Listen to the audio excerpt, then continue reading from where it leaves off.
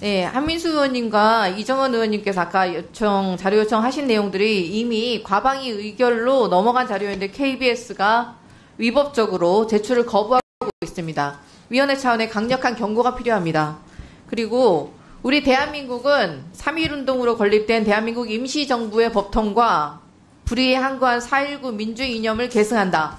공영방송 사장이라는 사람이 부정선거로 일어난 4.19 혁명, 헌법 전문까지 부정합니까? 뉴라이트가 KBS까지 점령한 겁니까? 질의 들어가겠습니다. 낙하산 박민 사장 취임 이후에 KBS는 정성을 다하는 국민의 방송이 아니라 윤석열 대통령에게 충성하는 용산의 방송으로 변했습니다. 대통령 대담에서 명품백을 조그만 파우치로 둔갑시키고 최혜병 특검법을 국민적 관심사안은 외면하고 총선 이후에 방영 예정이었던 세월호 참사 10주기 다큐멘터리는 총선에 영향을 줄 수 있다는 말도 안 되는 이유로 방영을 무산시켰습니다. 그런데 국민의 방송 KBS가 땡윤 방송도 모자라 이제는 매국 방송, 독재 미화 방송으로까지 전락하고 말았습니다.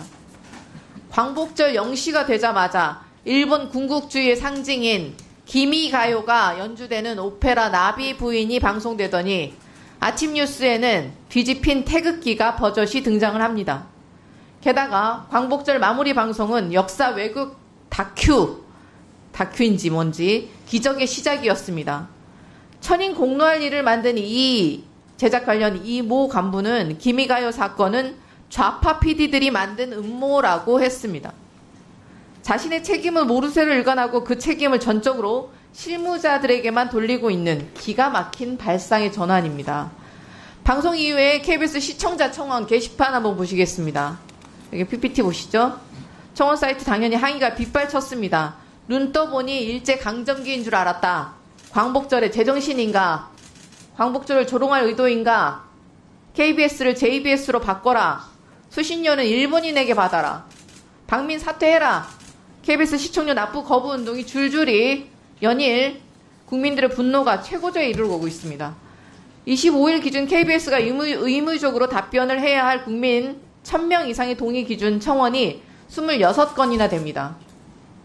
박민 사장, 방송 관계자들에게 확인해보니 방송사들이 월별로 부적절한 프로그램을 거르는 가이드라인이 있다고 합니다. KBS도 자체 가이드라인을 운영하고 있죠. 예. 그런데 8월 15일 땡 치자마자 기미가요를 트는 게 말이 됩니까? 혹시 그 오페라 보셨습니까? 이것은 중요하지 않고요. 제가 지금 그 질문을 굉장히 중요하다고 저는 생각합니다. 아닙니다. 질문에 답을 하시면 됩니다. 박민 사장님, 그 자리에 앉아 있었던 이진숙 방통위원장은 8월 15일이 광복절인지 아닌지 답변하지 않았습니다. 답변하지 않겠다고 했었습니다. 정확하게는. 8월 15일이 광복절입니까? 아닙니까?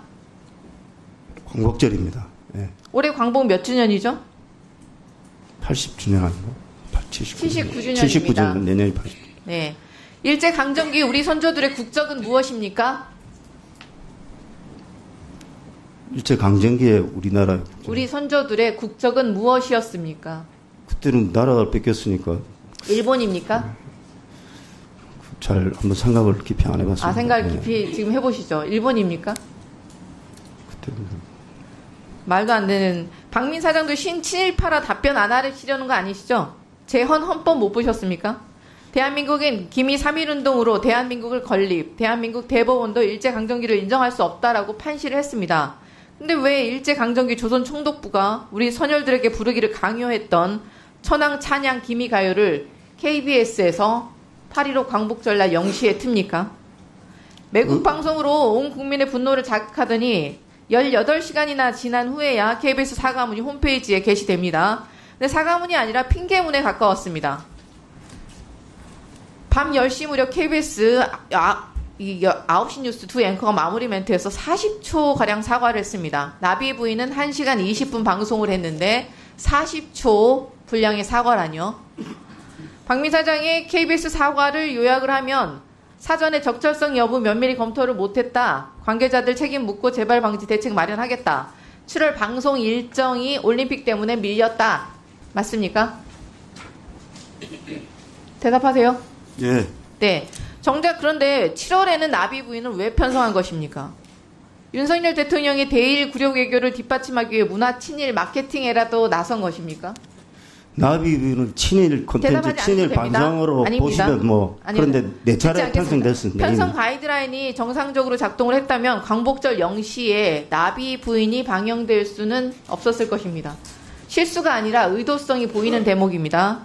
그런데 사장이 공개적인 사과는 하지 않았습니다. 임원회의의 전원만 언론에 배포되었습니다.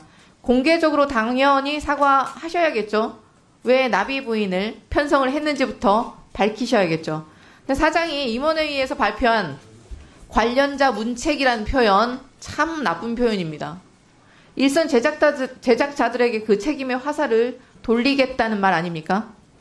박민 사장이 제작의 자율성을 존중하고 강화하다 보니 이런 문제가 생긴 것 같다. 데스킹 기능이 약화되면 안 된다. 라고 발언하신 것으로 알려졌습니다.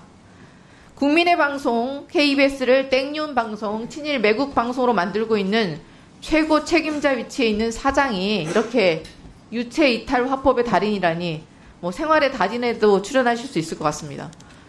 제작진이 하는 일을 다 들여다보겠다. 제작 자율성을 억압하겠다는 말을 천명하기 전에 본인이 한 행태부터 반성하셔야 합니다. 박민 사장 입장문 하나 턱 내고 9시 뉴스에서 40초짜리 사과하고 넘어갈 일이 아니지 않겠습니까? 사장이 직접 공개적으로 국민께 허리 숙여 사과해야 할 대목입니다. 그런데도 국민적 분노가 풀리지 않는다면 박민 사장 스스로 사퇴해야 합니다. 그렇게 하시겠습니까? KBS의 최고 사절은 9시에 뉴스를 통해서 사죄하는 겁니다. 그리고 저는 임원회의에서 또다시 사과를 했습니다. 저희가 세 번 사과를 했습니다. 그리고 말씀하신 대로 나비 부인이 친일 매국 밀정 방송이면 지금 수위를 넘어서는 사과를 해야 되겠지만 한번 보시면 알 겁니다. 그게 어떤 방송인지. 네. 이 영상을 본 네티즌들은 사과를 하면 한 거지 40초짜리 사과라고 비아냥거리는 건 뭡니까? 영상 길이만큼 사과 방송을 해야 하나요? 박민 저 사람도 사전 검증해야 합니다. 대한민국은 선조의 한으로 세워졌습니다. KBS 자체적으로 사과할 일은 아닌 듯합니다. 기자회견을 하던지 해서 대국민 사과해야 될 일입니다. 등의 반응을 보였습니다. 자, 그러면 지금부터 잠시만 주목해 주시기 바랍니다. 제가 구독자분들을 위해서 선물 하나를 준비했는데요. 제가 항상 여러분들께 드리는 말씀이 있습니다. 뉴스만 평소에 잘 챙겨보셔도 돈이 되고 돈을 벌 수 있다라고 말씀을 드렸는데요. 여러분들은 여기 보시는 삼성전자 뉴스를 보고 어떤 생각이 드세요? 아니면 정치인들의 뉴스, 날씨 뉴스를 보고는 어떤 생각이 드시나요? 그냥 뉴스만 보고 끝내는지 아니면 이 뉴스를 어떻게 이용할 수 있는지 이 부분을 고민하고 계시는지를 되물어보고 싶습니다. 그 이유가 뭐냐 하면 제가 지난번에 여러분들께 뭐라고 말씀을 드렸었죠? 지금은 반도체 섹터를 눈여겨보셔야 한다고 말씀드렸습니다. 그리고 나서 이런 썸네일들 뉴스를 통해서 많이 보셨을 겁니다. 반도체 내용이 이슈가 됐을 때 부자들은 어떻게 생각한다? 반도체 관련주들은 뭐가 있는지, 어떤 종목이 가장 좋은지, 어디에 투자해야 돈이 몰리는지 자연스럽게 생각한다고 제가 말씀을 드렸죠. 그 이유가 뭐냐 하면 부자들이 봤을 때는 이슈가 곧 돈으로 이어지고 그 이슈가 나에게 돈을 벌어준다는 경험적 확신이 있기 때문에 부자들은 항상 이런 사회적 이슈를 관심있게 챙겨본다고 제가 말씀을 드렸습니다. 이번에도 마찬가지인데요. 제가 지난번에 시청자분들과 함께하는 주식으로 수익 내기 이벤트를 진행했었죠. 당연히 100% 무료로 진행을 했었고요. 여기 보시면 아시겠지만 제가 지난번에도 구독이라고 보내주신 모든 시청자분들께 반도체 관련주 중에 가장 크게 급등할 딱 한 종목, 많은 종목도 아니라 한미반도체 한 종목을 여러분들께 추천드렸어요. 그러면서 여기 나와 있는 대로 정확히 얼마에 매수해야 하는지 그리고 수익률이 어느 정도 나왔을 때 팔아야 하는지를 이런 부분들까지 여러분들에게 정확히 알려드렸었는데 지금 실제로 어떻게 되었다? 오른쪽을 보시면 아시겠지만 제가 지난번 문자 발송으로 이 한미 반도체를 소개해드리고 나서 실제로 이렇게 5배 이상 어마무시한 상승이 나왔습니다. 100만 원만 투자를 했어도 무려 500만 원이 넘는 수익금이 생긴 거죠. 그래서 당시에도 굉장히 많은 분들이 제가 드린 이 한미 반도체로 수익을 내실 수가 있으셨을 텐데요. 다시 한번 축하드린다고 말씀을 드리겠고 이번에도 마찬가지입니다. 앞으로도 2024년, 2025년 계속해서 기대해볼 섹터는 AI입니다. 그 중에서도 AI 반도체는 그 누구도 부정할 수 없는 미래 성장 산업입니다. 그러면 우리가 어떻게 생각해 볼 수 있을까요? AI 반도체 종목 중에 앞으로 크게 대장 역할을 하면서 10배 이상 급등할 수 있는 텐베고 종목을 지금부터 열심히 추적해야 한다는 겁니다. 큰 돈을 투자하지 않더라도 월급의 일부분 아주 소액이라도 이 종목을 모아가야 수백 %의 수익률을 손에 쥘 수 있는 것이죠. 지금 여러분이 보고 계시는 이 유튜브 또한 AI 반도체와 아주 밀접한 연관이 있고 반도체야말로 대한민국의 핵심 산업으로 앞으로 더더욱 시장은 성장할 수밖에 없습니다. 그렇기 때문에 제가 이번에도 뭘 보내드리고 있냐면 지난번과 똑같이 구독이라는 문자를 보내주시면 제가 AI 반도체 관련주 중에 앞으로 대장주 역할을 하면서 주가가 가장 크게 급등할 한 종목을 여러분들께 문자 발송으로 종목명과 사고 파는 시점을 모두 알려드릴 건데요. 그 문자를 받고 여러분들이 주식으로 돈 버는 연습을 한번 해보셨으면 좋겠고요. 혹시라도 나는 주식을 하지 않는다 하시는 분들은 주변에 주식하시는 지인분들에게 말씀을 해주셔도 되고요. 아니면 연세가 있으셔서 투자가 어렵다 하시는 분들은 이 종목을 자녀분들에게 한번 사봐라. 이걸로 한번 수익을 내봐라. 이렇게 조언을 해주실 수도 있는 거겠죠.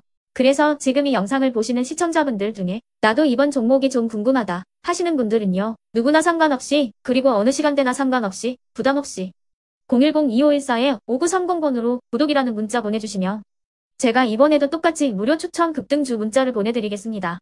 이해되시겠죠? 제 번호 010-2514-5930번으로 구독이라는 문자 보내주시면 여러분들이 직접 이슈를 통해서 돈 버는 연습을 해보실 수가 있는 거고 제가 돈을 받는 것도 아니고 투자를 대신해 드리는 것도 아니기 때문에 부담 없이 신청해 주시면 되는 겁니다. 그리고 수익이 나면 저는 다른 것은 하나도 바라지 않습니다. 제 채널에 구독, 좋아요 한 번씩만 눌러주시라 이렇게 다시 한번 말씀을 드리겠습니다.